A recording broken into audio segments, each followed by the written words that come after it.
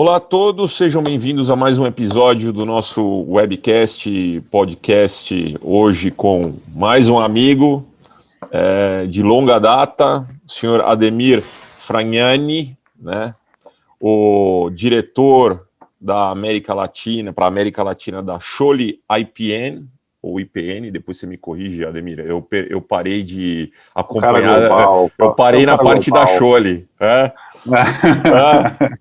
E a gente se conhece já de longa data. Eu tive a oportunidade de fazer consultoria quando o Ademir era o CFO da empresa e na compra da Flexpack, que a gente com certeza vai abordar aqui no nosso papo, uma empresa de pouches.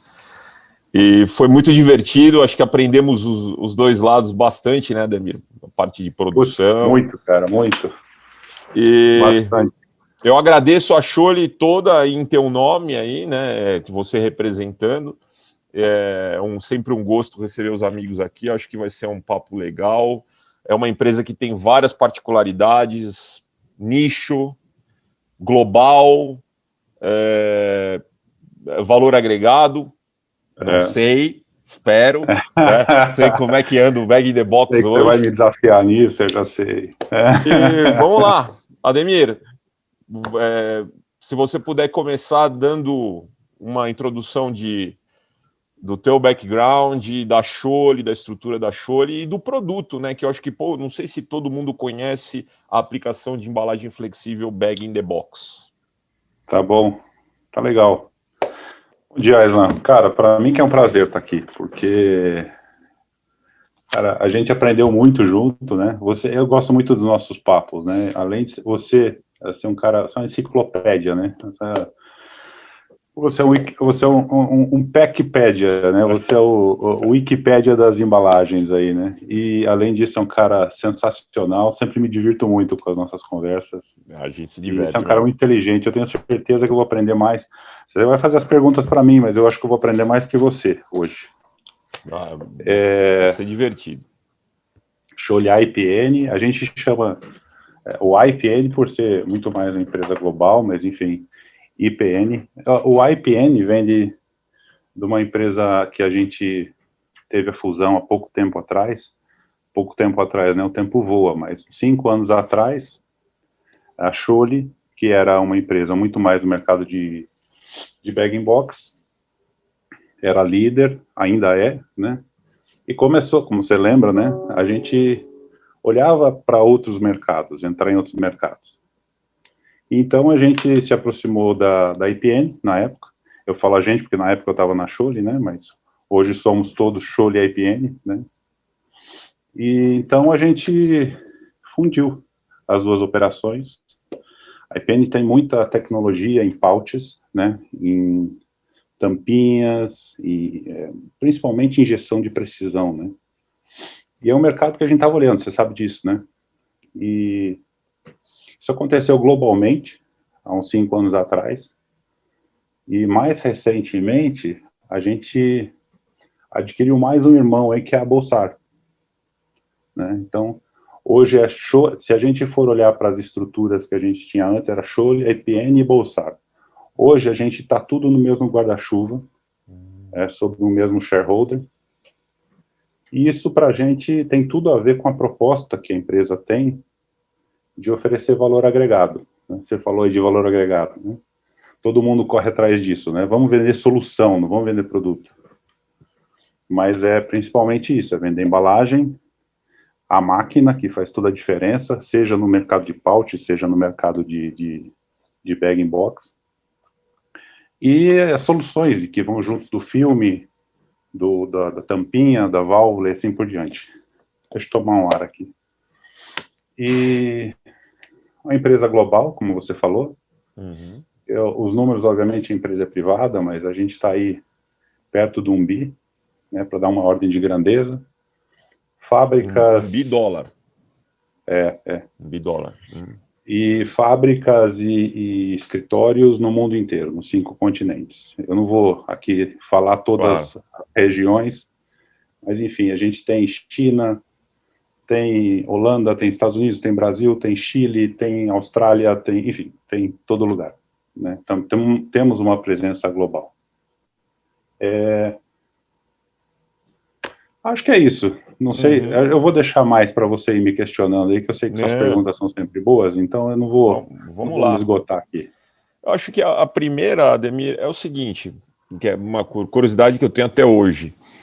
O negócio de bag-in-the-box ainda é um nicho na mão de poucos, né? Eu acho, não sei se achou ele, imagino, seja líder mundial, mas você tem lá aquela de Israel, Aran, você tem a antiga da Argentina, lá, Baguin, que não sei se agora é Smurfit. Então, assim, você tem lá uma meia dúzia, talvez, no mundo, se tem.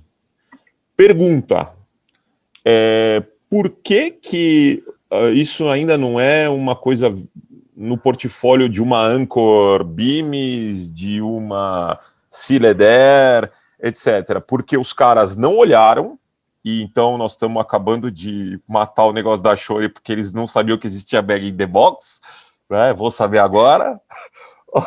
Ou porque, assim, putz, dá tanto trabalho, é tão sofisticado que, de repente, não está na lista de prioridades. O que você acha que explicaria? Olha, por que não está no portfólio deles, eu não sei responder, né? Eu acho que deveria, né? Principalmente hoje em dia, que a gente está falando muito de sustentabilidade, né? A gente tem um dado interno aqui que toda vez que a gente compara quantidade de material entre as soluções, por exemplo, uma solução não bag-in-box, balde, garrafa, PET, qualquer coisa rígida, principalmente, né? E até algumas flexíveis, né? Tambor. Com as soluções que a gente tem em bag-in-box, cara, a gente tem uma proporção aí de 10:1, 15:1, ou seja, é muito, muito menos plástico, é muito, muito menos energia, CO2, do que as outras opções, né? Tem um dado que você tem aí, você é um cara antenado, mas a gente consome 1 planeta e 75, 2 planetas, vai, para manter o padrão de consumo que a gente tem hoje. Então, assim, sustentabilidade não é mais um sonho, né, de ideologias, mas é muito mais um desafio presente, né? Claro. Por que não entrou no portfólio deles? Existe uma complexidade, se acertou, né? Não é simplesmente formar um bag, né? A gente fala que a gente vende solução, né? Você vai rir, assim, solução todo mundo vende, né? Isso é papo de vendedor. Não é não, né? No nosso caso não é. A gente tem que pensar desde o invase, né? Desde a linha do cliente, a gente vende a linha de invase para ele, né? Faz o invase, porque não é simplesmente, principalmente processos assépticos, onde a gente é muito forte, né? Não é simplesmente formatar e te manda a embalagem.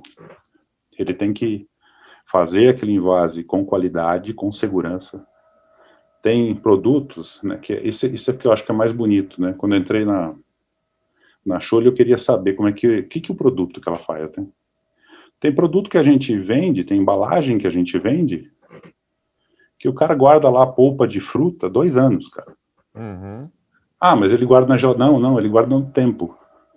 Caramba! No tempo. E aí você fala assim, por que isso? Porque é um processo superior. Então você fala assim, você está vendendo só a embalagem? Não estou vendendo só a embalagem. Imagina, você sabe, né? A embalagem normalmente tem um múltiplo muito grande. Então você vai pegar uma embalagem com uma polpa de fruta, você vai vender por um valor, mas a polpa que está lá dentro, ela vale 200 vezes, 300 vezes o valor da minha embalagem. Sem dúvida. Se der um problema, né? Então tem muito risco nesse processo. E o risco tem que ser bem gerenciado. Então,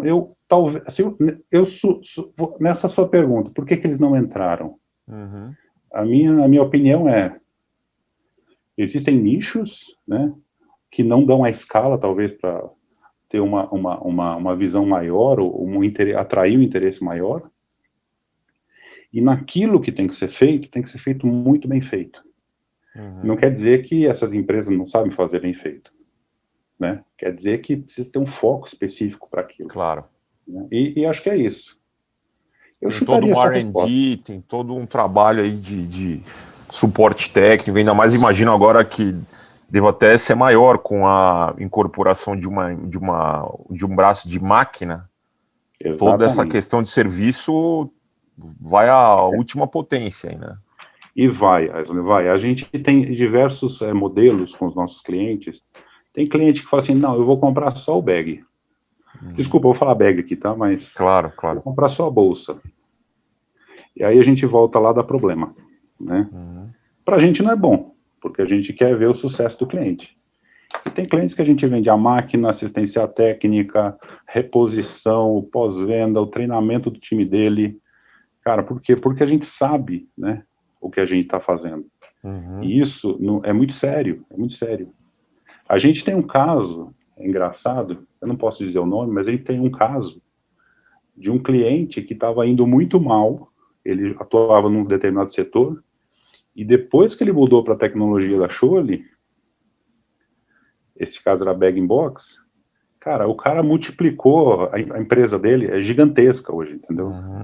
Então, esse sucesso do nosso cliente é o que a gente chama de solução, né? Entendi. Legal. E na tua, assim, uma coisa que me chamou a atenção, é legal porque essas entrevistas, você ao perguntar, você vai refletindo, né? Quando eu falei com o Sérgio Carneiro, tomando um cuidado, Posso né? falar uma coisa antes? É que você está falando, também fiquei refletindo.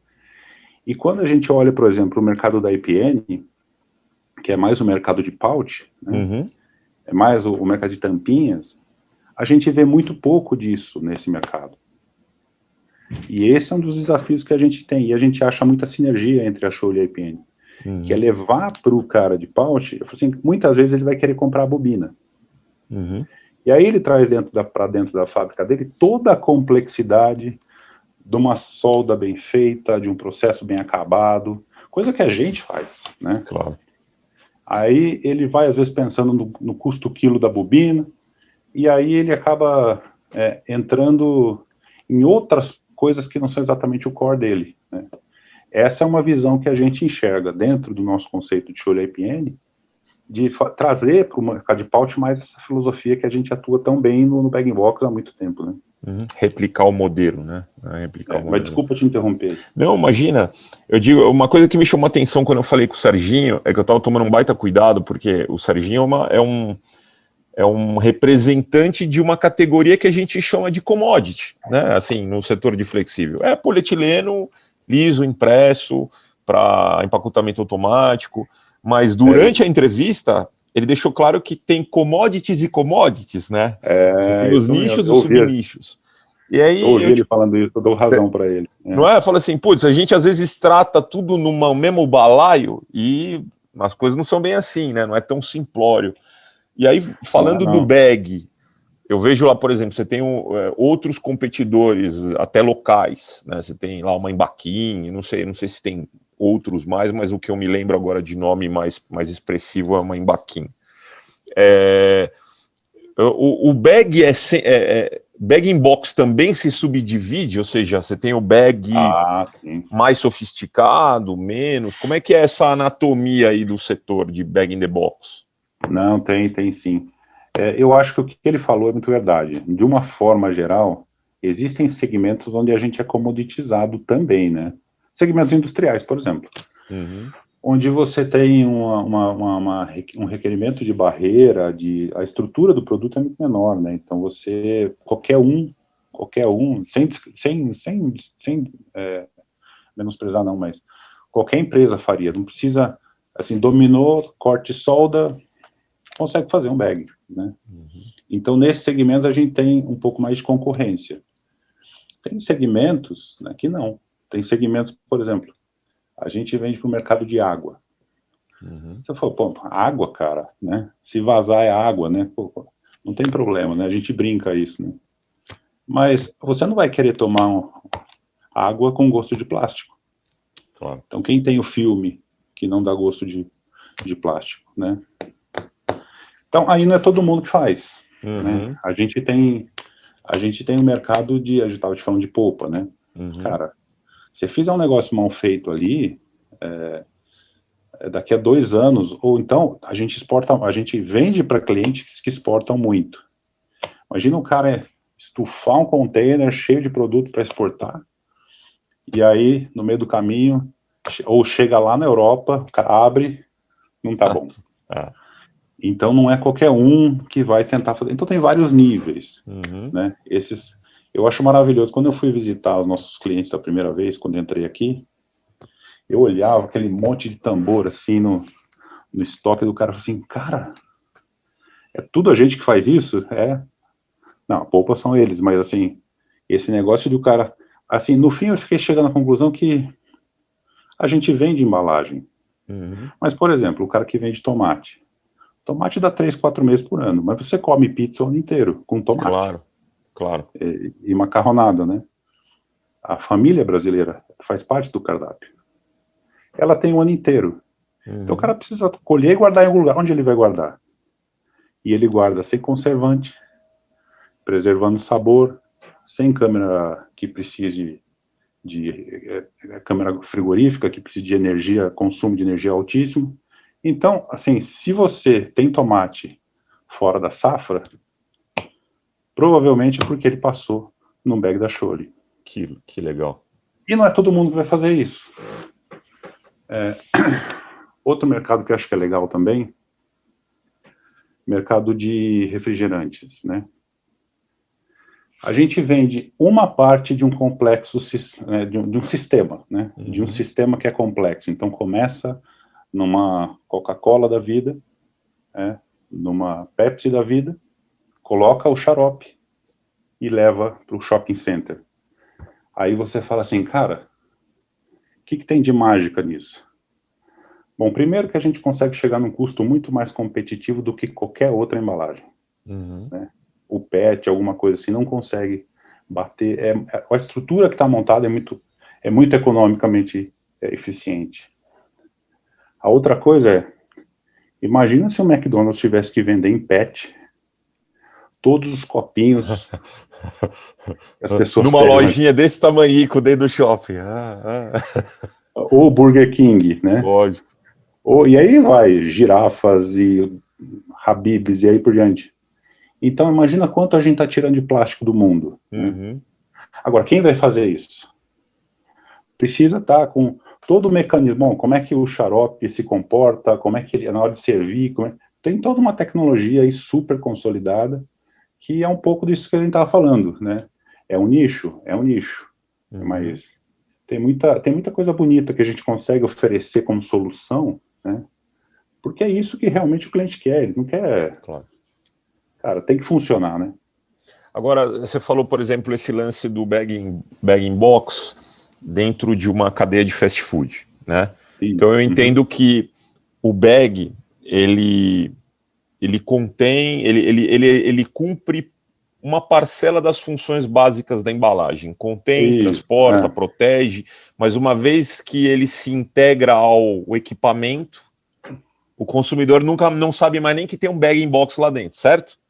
Agora, você tem um bag-in-box... Normalmente tenho que explicar o que a Scholle IPN faz. Então, imagina, o cara fala assim, cadê a embalagem aqui dentro? Ele só vê a valvulinha para botar o copo, né? Agora, tem o bag-in-box que ele é B2C, que é, por exemplo, a caixa do vinho, né? Ou do suco, né?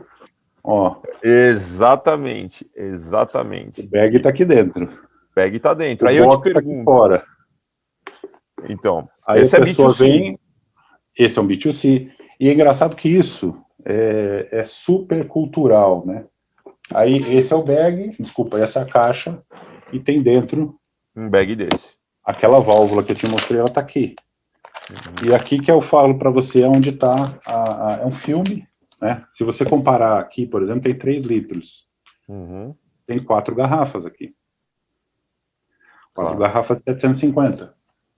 Então, você fala assim, quanto custa transportar garrafas e transportar o bag? É muito menos. Essa proporção que eu estava te falando, que é sempre de 1 para 10, 1 para 20.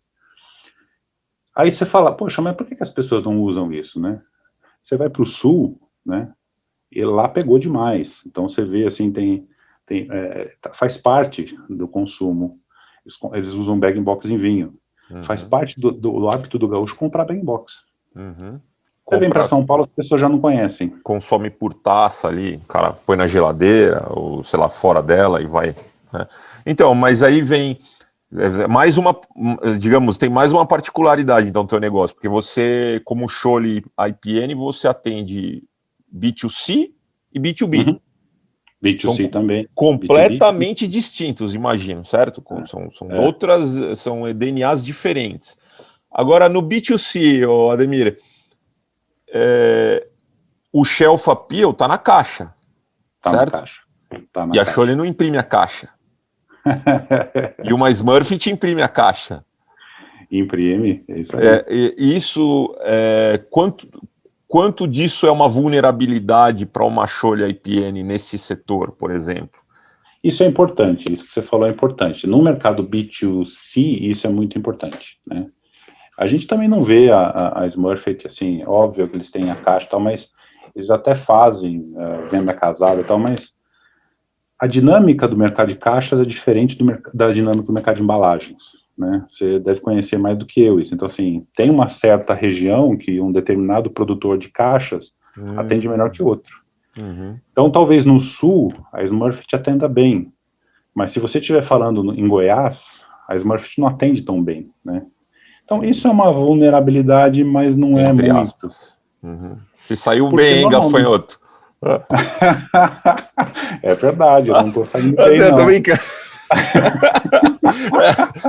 É verdade, mas faz sentido. Quer dizer, é uma fortaleza, mas depende também da região, né? O cara não A gente consegue já cobrir chegou a tudo. Né? estudar isso, né? Até por uma provocação sua. Eu me lembro que um tempo atrás você me fez essa provocação e a gente chegou a estudar isso.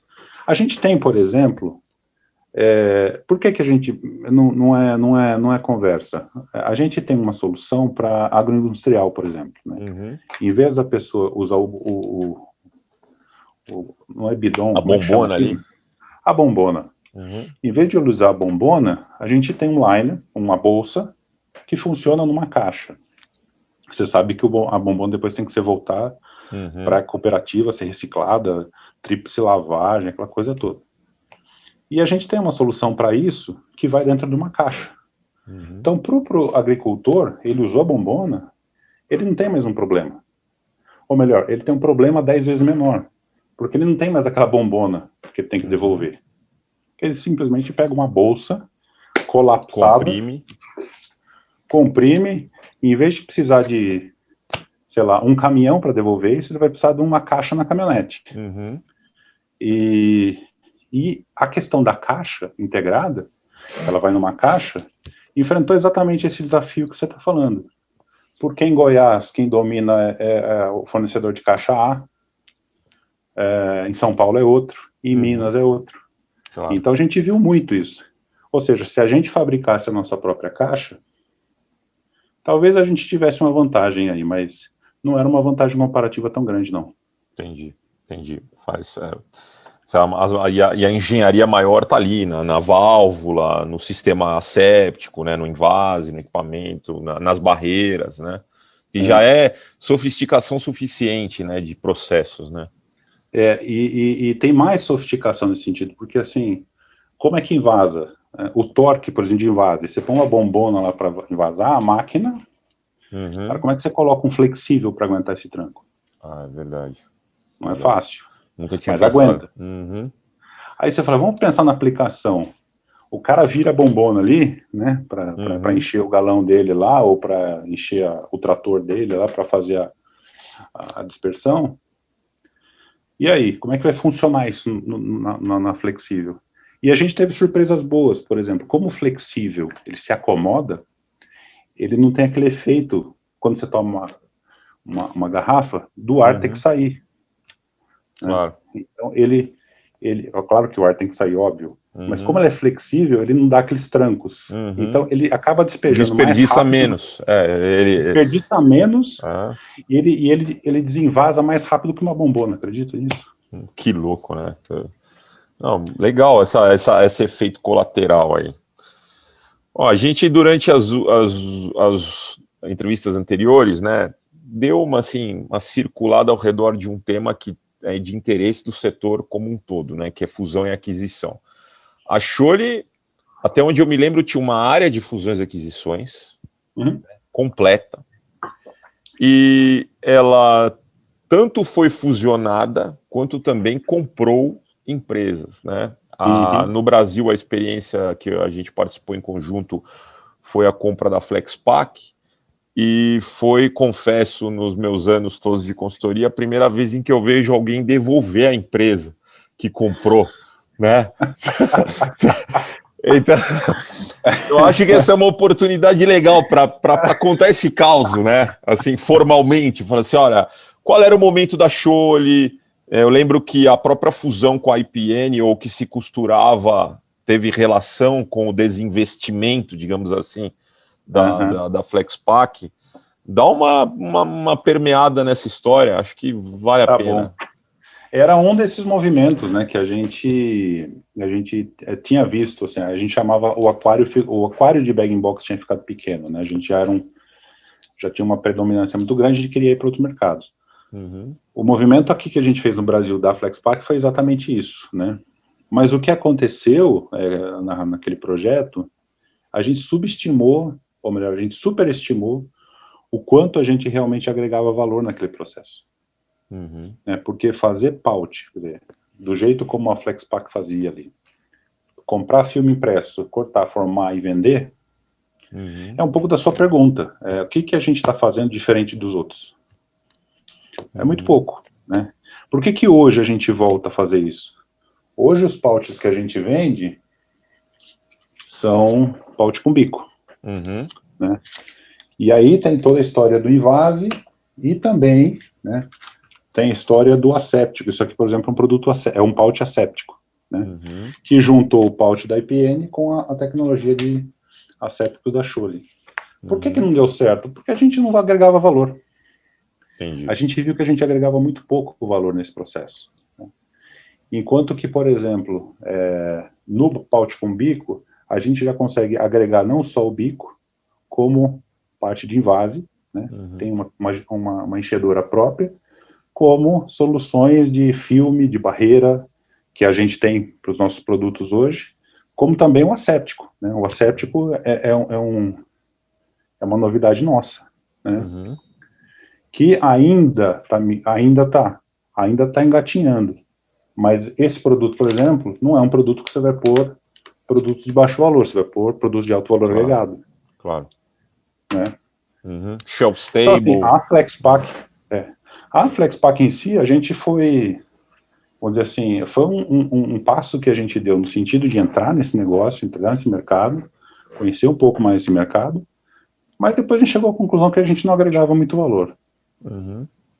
Legal. Não, tá claro. E, por exemplo, quando a gente entra em mercados mais sofisticados, é o que você falou no começo, a gente percebe que a gente consegue agregar valor.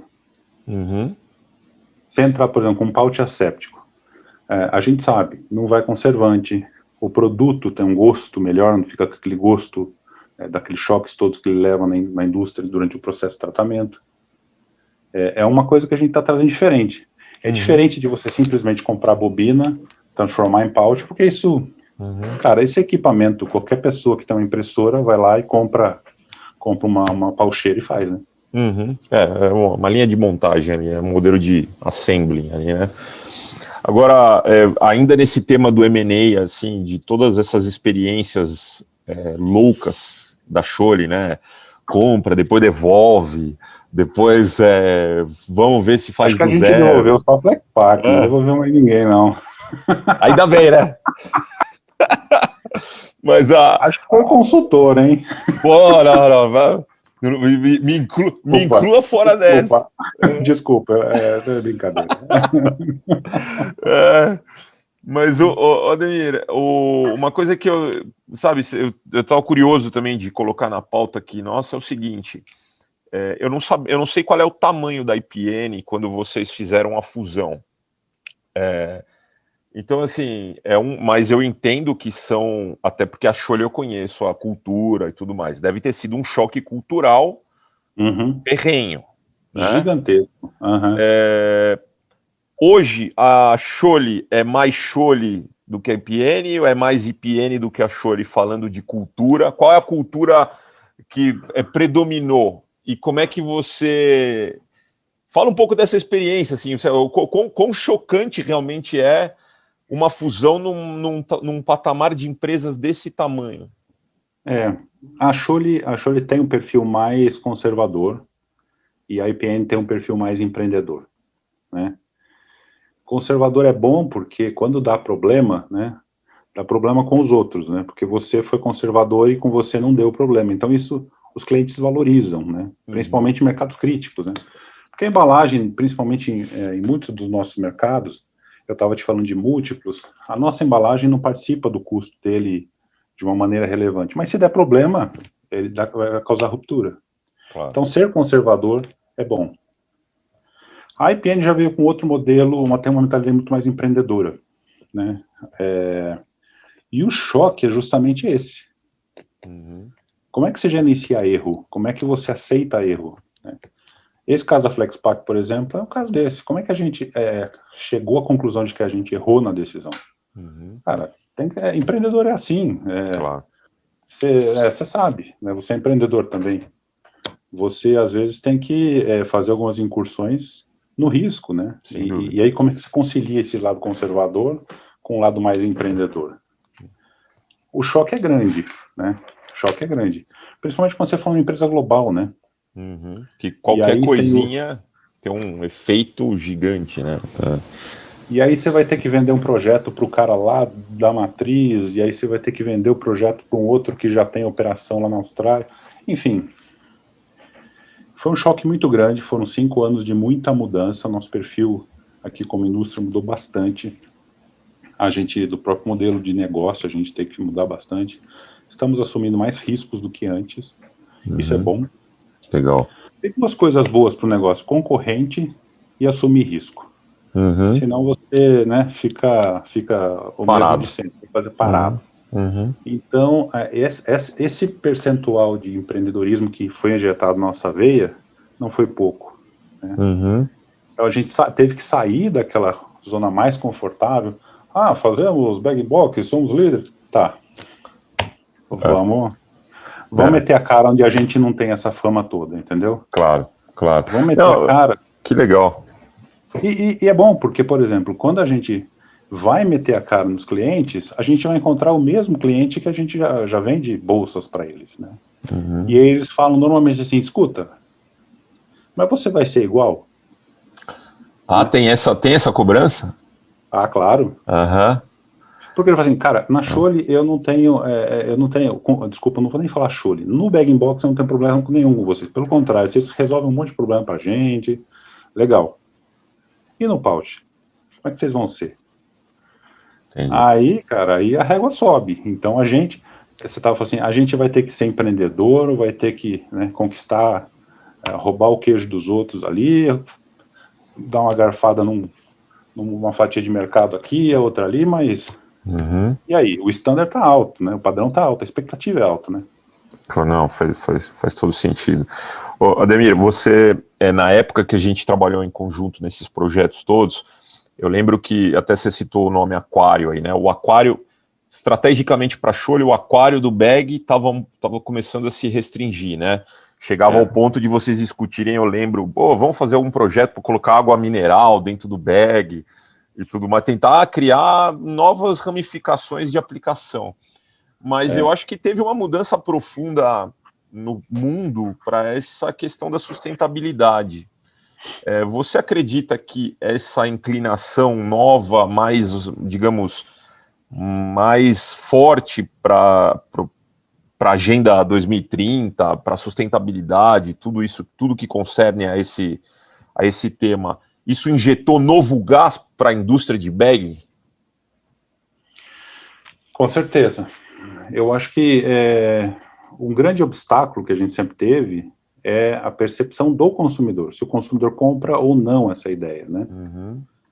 Eu vou voltar para um exemplo de refrigerantes. No Brasil, a penetração do bag-in-box em refrigerante deve ser 5%, que seja, vai. Mas se você for ver nos Estados Unidos, em qualquer lugar que você vai, é o que eles chamam da fountain, vai ter a fonte, né, que eles chamam de... Então, ninguém usa muita garrafa, né? E a penetração é 30%, 40%. Porque o consumidor americano está mais acostumado com isso. Água, né? Água, a gente vem aqui no Brasil, a gente fez um projeto desse. A gente, com algumas marcas líderes, inclusive. Primeiro que tinha que fazer um investimento maciço em propaganda. Porque a gente ia lá no ponto de venda, o cara abria a caixa por cima. Né? Pegava a caixa aqui, ele abria achando que tinha garrafas lá dentro. Tampinha. E aí ele abria, tinha um saco lá dentro, fechava, fazia de conta que não via, né? E ia embora. E a segunda coisa é que, por exemplo, no mercado de água, você sabe que... não sei se eu vou ser muito grosseiro aqui, mas muito do mercado de água é o próprio cara que enche aquele né, bombom de limpeza. Ele enche na torneira e vende. Né? Então é constituído esse mercado. E aí era uma oportunidade até de deixar esse negócio mais confiável. Então você pega uma marca com nome, não, o bag vai lá, vai lacrado, não sei o que, tal, a gente não vai conseguir, não vai ter adulteração. Sem dúvida. Mas é difícil você bater o mercado que tem adulteração, porque o custo é imbatível, né? Claro. Então, se você pegar, por exemplo, Estados Unidos, Austrália, Europa, principalmente a Austrália e Estados Unidos, tem água bastante em bag-in-box. Mas no Brasil tem essas questões, que você fala assim, cara, só tem um detalhe, né? O detalhe é que o mercado funciona de um jeito desse também, né? Sem dúvida, sem dúvida. E o on the go você não vai levar uma caixa de 10 litros de água, né? Mas tem muita coisa que a gente olha no mundo, né? Coisas. Então você fala assim, poxa, na Austrália vende água pra caramba, vende vinho pra caramba. No Brasil, por que não vende? Tem esse fator cultural. Tudo que a gente vende B2C para América Latina de vinho, não fica aqui. Ele está integrado com uma cadeia em que produtores de vinho vendem bag-in-box para Europa, para Japão, né, para outros países, para Estados Unidos, onde o consumo do bag-in-box existe. Entendi. E aqui as pessoas têm esse preconceito de, mas é bag-in-box, não sei o que é. Cultura. De novo, né? Demora muito essa construção aí cultural, né? Precisa fazer umas propaganda aí, né? Você me desculpa, eu tô meio ofegante, eu saí de uma gripe, eu não tô conseguindo respirar. Às vezes eu tô dando umas paradas. Dá umas pausadas aí, né? Tá tranquilo, Ademir. Não estamos tanto. Fica. Pelo amor de Deus, não vai me ter um piripaque no meio do podcast aí, mano. Depois o compliance aí, meu, vai sobrar para Projeto PAC, né? Não, tá sendo gravado, tá sem prova. Agora, falando em compliance, é um bom assunto. Uma pergunta, agora que você tem a Bossar, vocês se chamam de Bossar ou de Bossar? Bossar, é espanhola, Bossar. Então, a Bossar dentro desse portfólio aí, desse guarda-chuva, então eu imagino que vocês têm 360, né? O cara, eu quero o bag, eu quero isso aqui, eu também quero tua máquina. E aí, imagino que, dependendo do cliente, dá para fazer até aquelas coisas à la Tetra Pak, põe a máquina em consignação, e compra o filme, faz contrato e tal. Agora, tem casos onde o cara compra a tua máquina, mas não compra teu filme? Tem. E o que acontece se der pau na embalagem? A culpa é da máquina, a culpa é do filme? É por isso que a gente prefere vender a solução total. Nós tivemos um embate, ai, meu Deus do céu, a gente teve um embate com um cliente grande, gigantesco aqui no Brasil. Eles queriam comprar só a máquina. Eu falei, cara, se for vender a máquina, eu vou fazer o seguinte, eu não quero vender. Porque eu já sabia, naquele setor, eu já sabia que ia dar problema. Eu falei, não quero. O pessoal olhava para mim assim, você é louco, cara, você é louco, como que você não vende? Eu falei, cara, eu já sei o problema que vai dar. E eu sei também que ele veio para a gente porque ele teve problema com o nosso concorrente. E eu falei assim, não faz isso, né? Porque naquele segmento específico não faça isso. Se a gente for para segmentos mais consolidados, não tem problema. Né? Que nem eu estava te falando da indústria de polpa. Cara, essa indústria de polpa está aí faz 50 anos. Né? Então, até as máquinas, tem outros fabricantes que fazem boas máquinas, né? E a gente não tem problema de vender só a embalagem. Mas a gente faz questão de dar treinamento. Né? Claro. E também faz questão de manter a reserva de estoque, porque a hora que acabar a safra, ele não vai calcular se sobrou ou não faltou, ele vai precisar de bag em cima da hora. Então, é mais um valor agregado que a gente oferece. Legal. Mas eu já cheguei a falar não, respondendo a sua pergunta, porque era um mercado de risco, a gente sabia que ia dar uma contingência. Eu falei assim, eu prefiro não vender. Uhum. O cliente ficou louco comigo. Hoje a gente conversa, tá? A gente fez negócios, inclusive. Legal. Mas a gente preferiu não fazer. Claro, Prefiro não fazer. vai Eu estressar falei toda assim, a eu cadeia. faço o seguinte, eu vou fazer uma venda para você, vai ser bom para o meu resultado, tá? Beleza. Mas eu vou perder um cliente. Então eu prefiro ganhar um cliente. Vamos fazer junto, eu vou te dar a embalagem, eu vou te dar o processo, eu vou te dar assistência técnica, eu vou te assistir tudo que você precisa. A embalagem, que não vai dar problema, né? Eu assino embaixo do seu processo. Claro que tem uma transferência, então uma certa parte é dele, uma parte é minha, mas aquela parte que cabe para mim, eu quero fazer inteira. Legal. Porque senão é trazer contingência depois, é trazer compliance depois, né? É isso aí.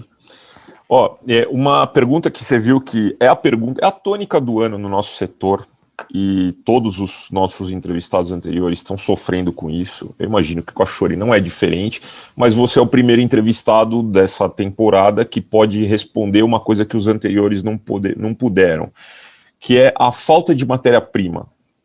No caso da Shore, que tem plantas em vários continentes, isso é Brasil, Mercosul, ou isso está acontecendo globalmente?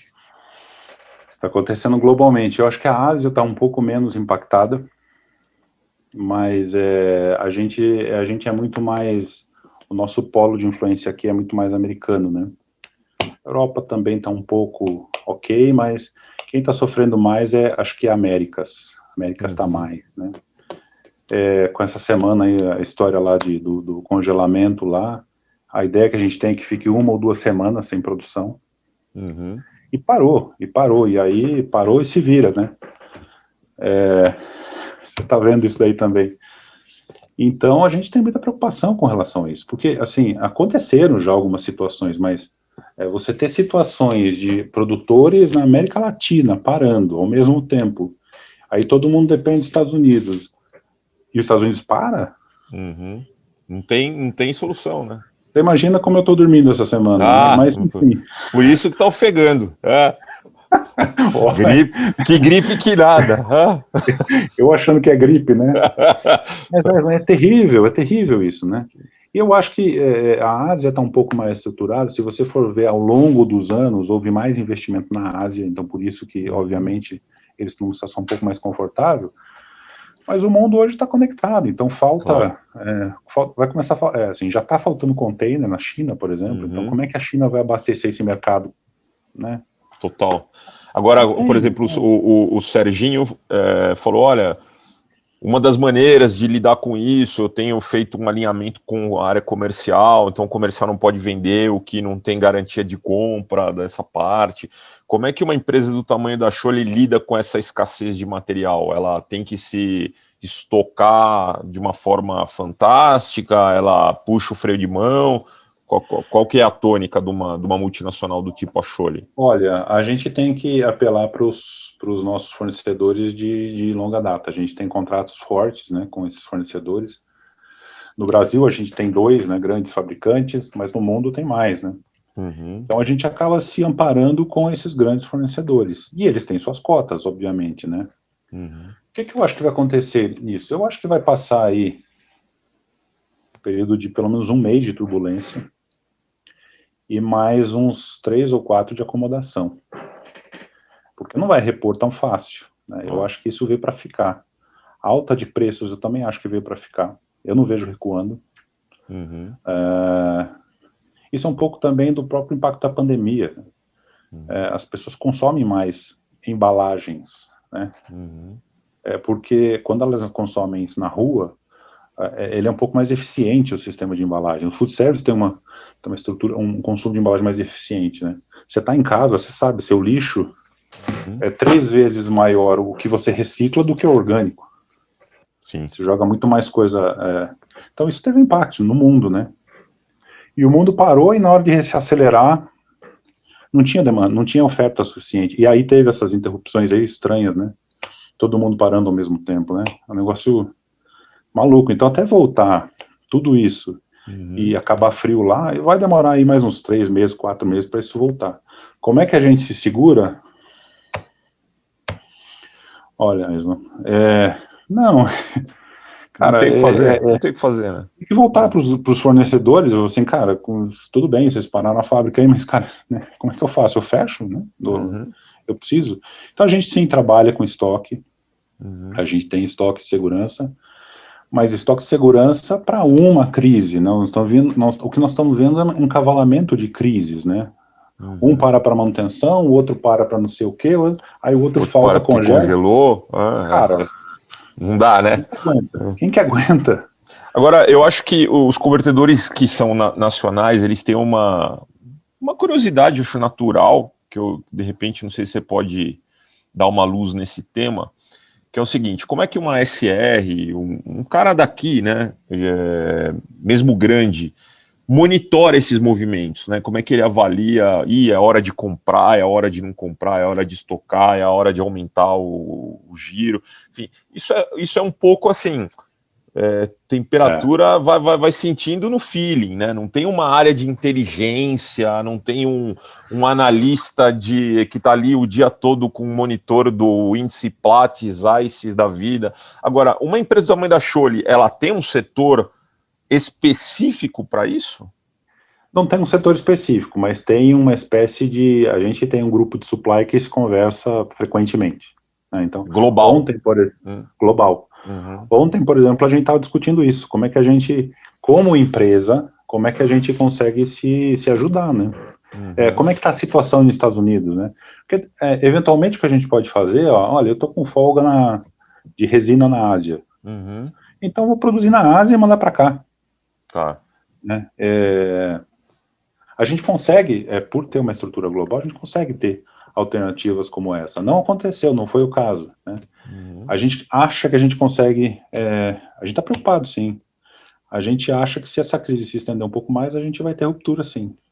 Então a gente já está pensando no pior cenário de como fazer para trazer material ou trazer resina de outros lugares. Né? Mas esse networking global é fundamental. Claro. Porque quando você está conectado, por exemplo, para um mercado como a Ásia, a dinâmica é totalmente diferente, você consegue resolver com uma dinâmica de lá. Né? Aí você vê que nem o cara...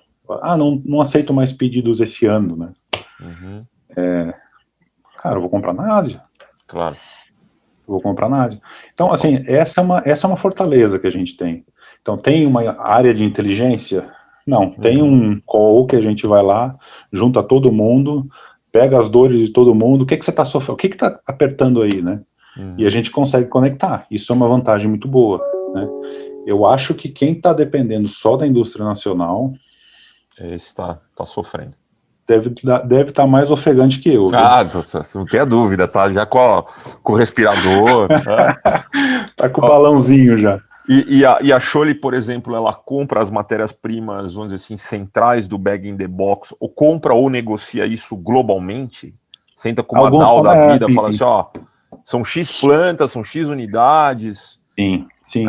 Tem contrato global, tem inclusive alguns que a gente coloca no modelo junto com os nossos fornecedores, não compra essa resina, mas considera volume meu. Né? A gente faz sim, na maioria das vezes são contratos globais, que é o que dá um pouco mais de força nessa hora, né? Claro. Quer dizer, põe uma pressão adicional, né? Tem uma pressão adicional. Veja o seguinte, essa crise que está aí vai acelerar cada vez mais a reciclagem, hein? Sem dúvida. Como disse o nosso amigo com a Barreflex, né? Sem dúvida. Mas ele não faz ali ele não deixa o outro comprar, não. Compra interna. Ele assistiu, né? Assisti. Muito boas essas palestras. Legal, né? É um papo bacana. Uma das coisas também que acho legal ouvir a tua visão, porque é uma coisa que você sabe que eu bato nessa indústria há anos, e a Scholle para mim foi um paraíso quando eu fiz consultoria na Scholle, porque eu falei, nossa, é tudo que eu falo tantas vezes, a Scholle é super boa nisso, que é o olhar da fábrica para o OEE das linhas. Né? Então, assim, isso é sensacional. quanto a Scholle investe nessa questão de potencializar o OE, né, casado com, não sei se isso mudou com a IPN, mas para mim a maior sacada da Scholle é aquele programa que vocês têm de estimular com que o próprio impressor seja, o próprio operador seja o apresentador das melhorias, o mini empresário, né? A gente chama de mini business, né? Que a gente é inglês, né? Americano, a gente põe tudo em inglês. Tem que ter um nome fancy aí, né? Mas, Ademir, comenta... O mini business é muito legal, cara. Quanto tempo levou para se instituir um programa, assim, criar essa cultura na Scholle? Acho que vale até explicar um pouquinho o que é exatamente o programa e quanto tempo levou para poder chegar num nível de maturidade que tivesse resultado no número mesmo. Falar, olha, agora... Olha, eu poderia falar horas aqui do mini business. É um negócio sensacional que a gente tem aqui, que foi elevar a maturidade, né, do operador. Né? Então, ele é responsável. A gente chama de mini business porque aquela máquina que ele está operando é o negócio dele. Né? É o negócio dele. Então, ele tem que cuidar para não perder muito, para ter uma eficiência, para ter velocidade. Então, é isso que ele faz. Né? Como é que você eleva essa maturidade? Né? Como é, assim... tem anos, isso deve ter uns... Nossa, o pessoal do mini business vai me matar, mas acho que a gente tem 15 anos nesse modelo. E, por exemplo, o operador sofre um conflito ali.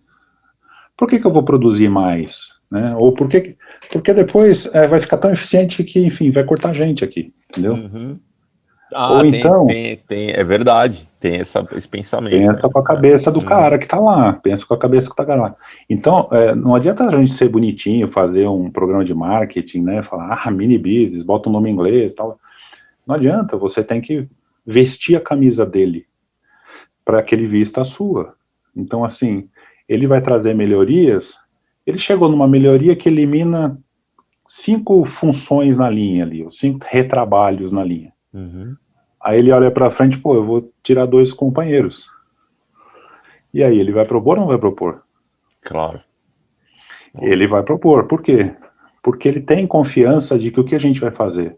Gente, é o seguinte, vai ficar gente sobrando, mas eu não vou mandar embora. Por quê? Porque se eu mandar embora, a próxima vez ele não faz mais. Então eu tenho que vestir a camisa desse pessoal para que eles vistam a minha camisa, né? E aí, você vai ficar para sempre com esse cara aí? Não. Tem gente sobrando? Vamos buscar mercado. Vamos buscar mais trabalho. Muito interessante essa filosofia, Ademir, porque eu vejo assim, na maioria das empresas, é o seguinte, nos nossos clientes de consultoria, o primeiro pensamento que vem com essas melhorias incrementais de produtividade é cortar gente. E é uma melhoria só na vida. O cara não faz outra. E ele não percebe que isso está conectado com esse clima da fábrica, né? Você não consegue enxergar como isso está associado. Fala assim, melhorei, aumentei X milhões de metros, não sei o quê, e agora eu posso eliminar uma máquina, tiro um turno, não sei o quê, acabou as melhorias, aí começa a retroceder. Ele vai conseguir melhorias o dia que ele chamar o Eison lá. Opa, é um consultor. Obrigado, hein? Depois mas você... te dou um cascalhinho mas ali. Porque o cara que está operando a máquina, ele não vai ver vantagem em trazer melhorias. Claro, né? claro. Agora, tem alguém mais privilegiado do que esse cara para achar onde pode ser melhorado? Claro. Eu não estou falando só de qualidade, eu estou falando de segurança. Cara, ali tem um problema de segurança. E aí, às vezes, você vai e tem um problema, o cara, sei lá, se machuca na linha, tem uma perda, tem um afastamento, INSS, isso é terrível. Dá o poder para ele, e ele começa a te falar, aqui pode pegar o dedo, aqui pode cair a peça no pé. Então, ele mesmo fazendo a gestão dele, né? E você vai aumentando o nível de maturidade dele, que depois de 15 anos aqui, cara, eu vou falando que o pessoal está me matando, que talvez seja mais que 15, mas eu tô esquecendo, eu sou ruim de data, mas enfim, faz muito tempo que está aqui. Eu lembro que o CEO da Scholle ia pessoalmente ouvir os caras apresentarem o resultado. Tem um peso muito importante esse programa, né? na empresa. E quer saber, eles dão show na gente, cara, eles dão show. Porque o cara tá ali no todo dia, ele sabe o que ele tá fazendo, né? Aí ele propõe um negócio, você fica assim, você que não tá todo dia ali, você fala assim, mas cara, por que esse negócio funciona? Aí o cara explica, ele dá show. Ele dá show. Normalmente eles dão show. É muito legal de ver. E aí eles têm além, óbvio, de toda a questão do reconhecimento e tudo mais, mas também tem alguma participação no incremento, no ganho gerado por projeto. O PPR da empresa está linkado com isso. Ah, legal. O PPR está associado com essa gestão de metas aí. Legal, muito legal. Mas quer saber, Aizan, depois de um certo tempo, o cara vira dono mesmo, cara, é legal de ver, é bonito de ver, cara. O cara, ele vira o dono da máquina, ele vira o dono da máquina mesmo, sabe? Tipo, de cuidar mesmo. Então, assim, você vai ganhar em manutenção. É louco o que eu tô falando? Porque o que você falou, a maioria das pessoas vão pensar em Lean para cortar pessoas. Sem dúvida. Mas aí você tá perdendo os cérebros, né? Não, mais que os cérebros, tá perdendo o coração das pessoas, cara. No sentido de assumir aquele negócio como seu mesmo, né?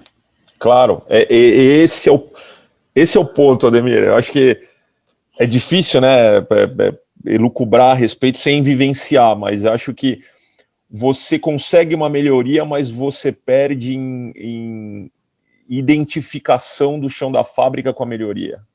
O cara não se sente parte daquilo, né? Ele se sente um tapeado. Assim, A gente atravessou um processo difícil esse ano, né? Porque a gente vende muito para food service. E aí, vamos demitir. A gente fez de tudo, cara. A gente fez de tudo. E a conversa foi olho no olho. Gente, vocês estão vendo o que está acontecendo. A gente teve que fazer algumas emissões, obviamente. Claro. E graças a Deus a gente conseguiu até recontratar depois, quando voltou. Mas a confiança é a chave. Assim, eu mudo de problema. Em vez de ficar desconfiando se o meu operador está sendo eficiente, eu dou poder para ele, dou maturidade, treinamento, essas coisas todas. Quer dizer, não é de graça, né? Ele recebe isso, ele aceita isso e vai trabalhar. O meu problema é arranjar venda. Eu mudo o problema. Em vez de ficar ali com a chibata, né? Faz isso, eu vou te monitorar, eu vou te acompanhar, mas eu vou procurar que, se você achar alguma melhoria, eu vou achar trabalho, eu vou achar serviço para o outro que você está, para o processo que você está sendo mais eficiente aí. Isso legal. É uma cultura dificílima de implementar, né? Muito. Anos, bom, é o que você falou, é coisa de década, é mais de década, para poder chegar a arraigar isso mesmo, né? Tanto que eu realmente desconheço. No setor de flexíveis, não me recordo de um programa tão bem executado. Eu acho que esse é um ponto que vale mesmo a gente falar a respeito, porque eu não tenho um benchmark de um programa similar, né?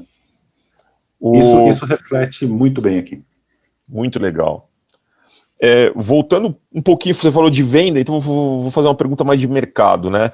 Eu não sei quanto representa, na época que a gente falava, eu lembro que vinho era um mercado que tem grande participação no bag, certo? Não sei se ele ainda, se ele reduziu ou se ele aumentou, mas eu imagino que ainda seja importante o mercado. Ele é importante, ele não chega a ser predominante, mas ele é importante. E na tua visão, você vê isso como algo crescente? Assim, vai ter mais consumo de vinho no Brasil? Eu estou te fazendo essa pergunta porque não faz pouco tempo que eu recebi aqui na revista um release de que vinho foi a bebida da pandemia, né? Então, assim, E foi mesmo. A gente tem essas válvulas, faltou válvula no mundo, cara, no mundo, né? No mundo. Falando de Brasil, no Sul, eu não tenho dúvida que vai continuar crescendo, mas São Paulo é um mercado específico. Eu até peguei tem um pessoal que aproveitou.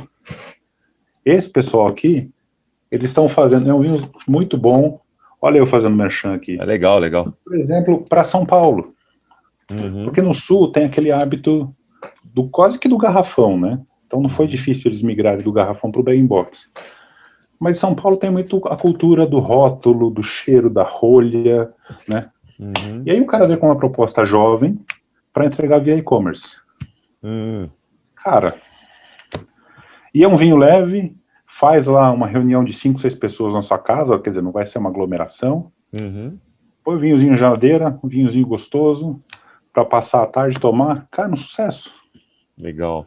Então tem que explorar. Eu acho que o mundo, a forma como ele está se transformando, ele está trazendo mais oportunidades, está trazendo muita dificuldade, mas ele está trazendo mais oportunidades do que dificuldades. Mas você falou um negócio interessante, querendo ou não, isso é quase uma food tech aí, a empresa do cara, né? O cara pegou um negócio de e-commerce e criou um ecossistema em cima do bag. É isso aí. É isso aí. Eventualmente, alguns outros caras podem ter ideias sui generis aí, né? Eu te falei muito de sustentabilidade, né? Mas se a gente for pensar em e-commerce, o bag-in-box é uma das melhores embalagens. O pouch também, né? Vamos fazer o seguinte, ó. Sua cantina vai começar a mandar vinho para os clientes. Pega um pouchzinho, manda lá, puf. No e-commerce, vai botar na caixinha do iFood lá, né? Vou comprar detergente, né? Cara, detergente posso comprar. Eu vou usar o ano inteiro. Eu vou lá, ou então para roupa, né? Vou usar o ano inteiro. Vou lá, compro um bag de 3 litros e pronto, né? E eu compro isso por e-commerce, não preciso ir até o supermercado, não preciso ficar carregando, né? Não, eu acho que tem muita oportunidade. Acho que tem muito para crescer ainda, né? Tem. No laundry também, né? Eu acho que o bag podia ser uma opção interessante aí nessa parte de laundry, né? Com esses refis, porque já é um mercado que meio que tá meio vazio, tá? Ele tá meio vazio porque a gente só tava testando mas é legal porque a cor é bonita, né? Mas para quem vou fazer só uma nota aqui para quem estiver ouvindo o podcast depois, a gente tem o Ademir está mostrando algumas embalagens enquanto a gente conversa, tá? Porque o cara não vai conseguir. E aí eu vou colocar o link lá no programa para você poder ver as imagens, o vídeo, fica tranquilo, tá? Só para coloca o link do nosso site também, Aislan.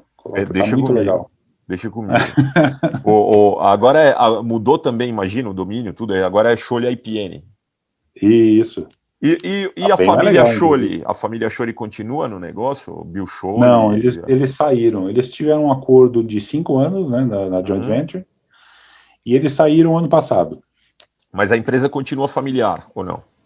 Do senhor Lawrence Last, exatamente. Que é quem fez essa consolidação de IPN. Ele era o proprietário da IPN, né? É ainda, obviamente. Fez a consolidação com a Scholle, e agora ele também fez a consolidação com a Bolsar. Legal. Então o Lawrence Last é o nosso presidente. É familiar, sim. É o proprietário da empresa, e ele é tem uma visão fantástica. Essa visão de integrar é uma visão realmente fantástica. E ele hoje, é o proprietário hoje. E hoje, Ademir, você que, né, tem esse background financeiro e imagino que também acompanha esses grandes mega grupos de embalagem, praticamente, se você for olhar os top 50, a Scholle talvez seja um dos únicos que não está na mão de fundo de investimento ainda, né? Graças a Deus. Aí você vê o que era a metinha para...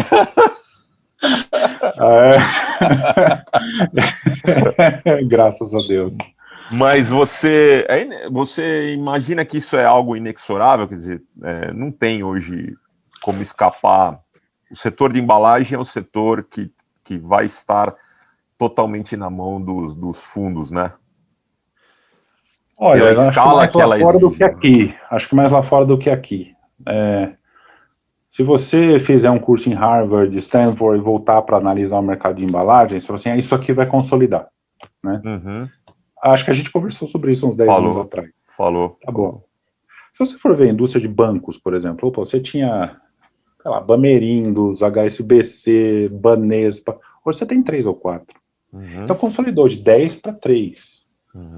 For ver os automóveis, a mesma coisa. Você tinha 50 marcas e hoje tem 3 ou 4 montadores que têm as marcas, né? Mantiveram as marcas, mas são montadores, então assim consolidou. Embalagens, principalmente Brasil, no mundo eu acho que sim, que é o que você falou, já tem muitos players na mão de fundos, né? Então, o fundo não tem muito apego no negócio, ele vende. No Brasil, eu acho que tem uma grande, né? Se a gente fosse comparar aí com o negócio do banco que eu falei, pô, o Santander é um deles, né? Ele tinha uma posição predominante nas Américas na América Hispânica, e queria ter uma base no Brasil, bom, veio.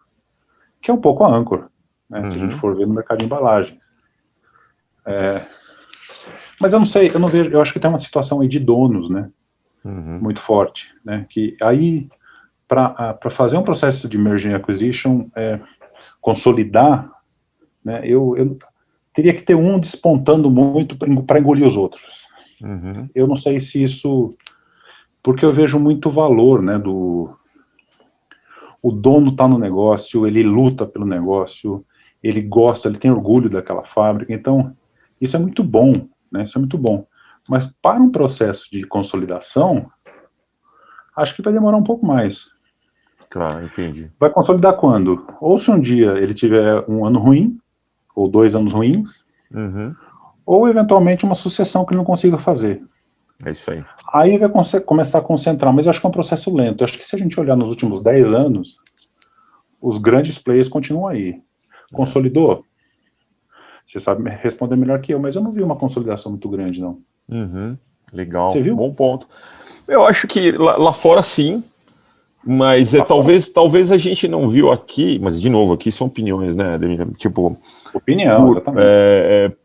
Talvez primeiro pela natureza do nosso mercado, o compliance, as características que a gente teve e tudo mais, mas o ponto é porque Brasil é pífio, né?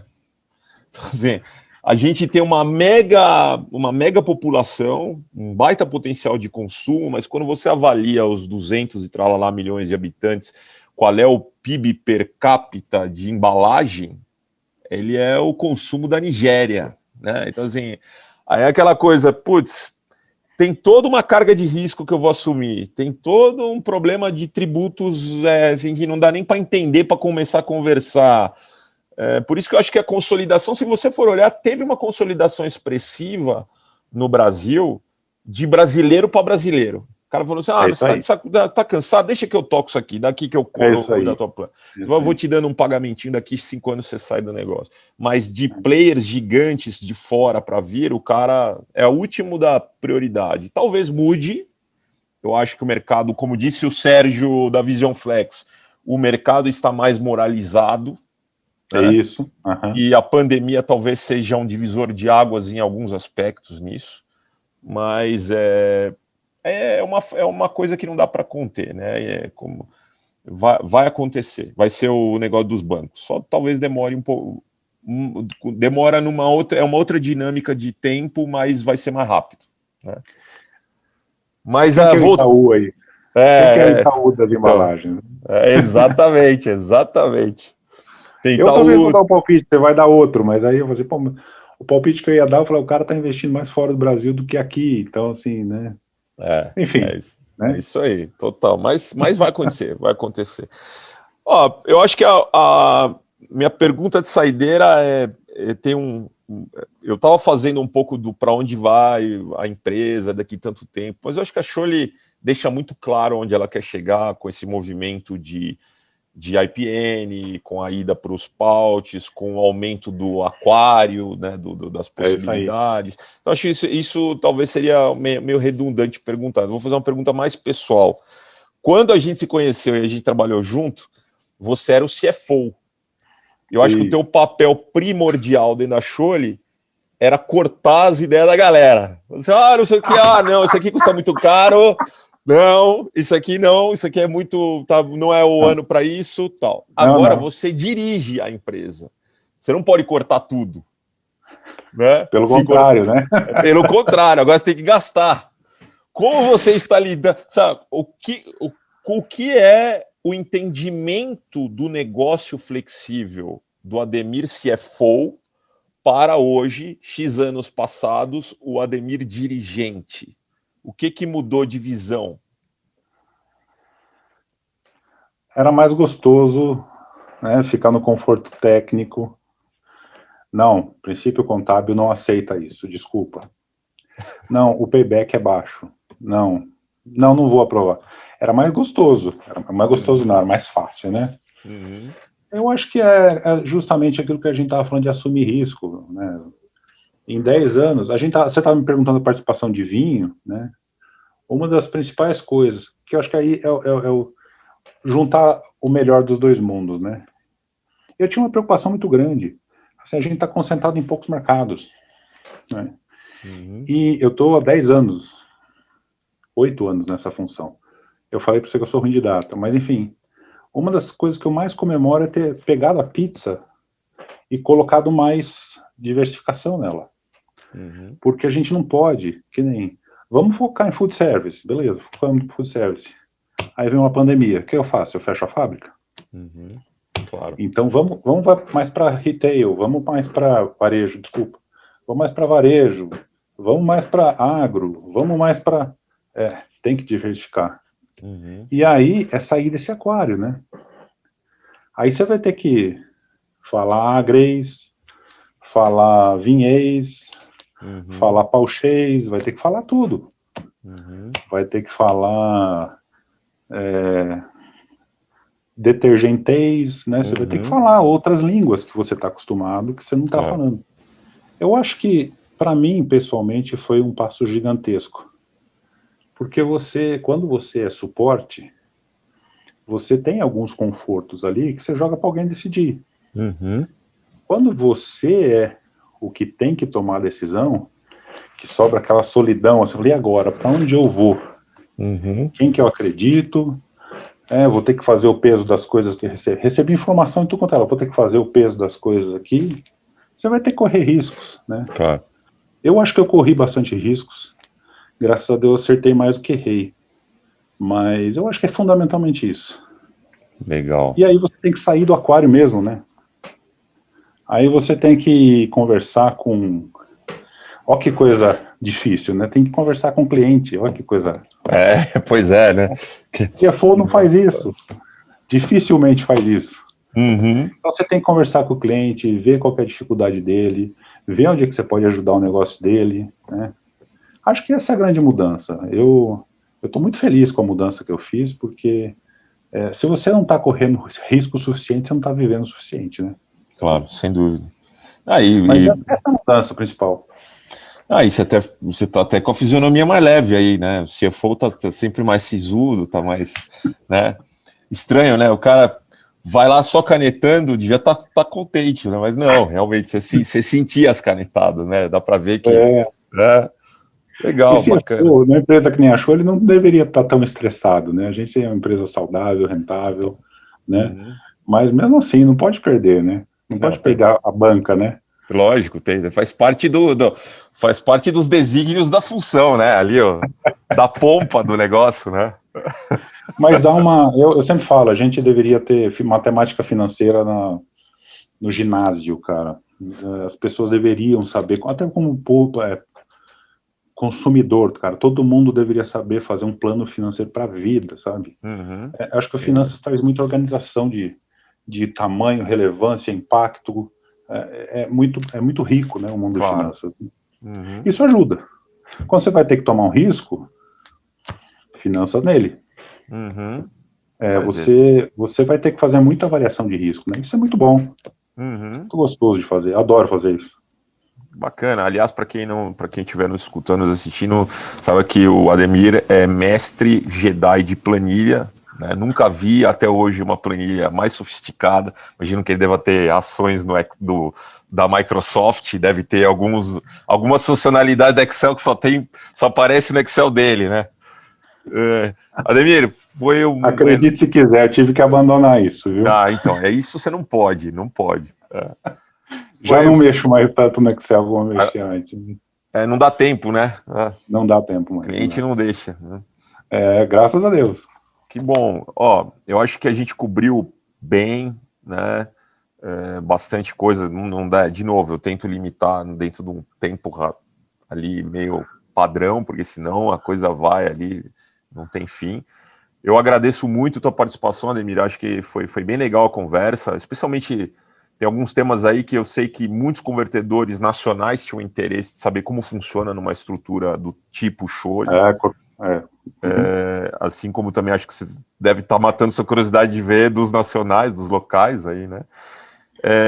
Eu quero que você estenda meu abraço, meu cumprimento a todo o pessoal da Shure, em especial não posso deixar de agradecer os colegas que eu tive mais contato, a Débora que está aí, que foi, ajudei aí Está na indicação. um excelente trabalho aqui, inclusive. Muito legal, muito legal.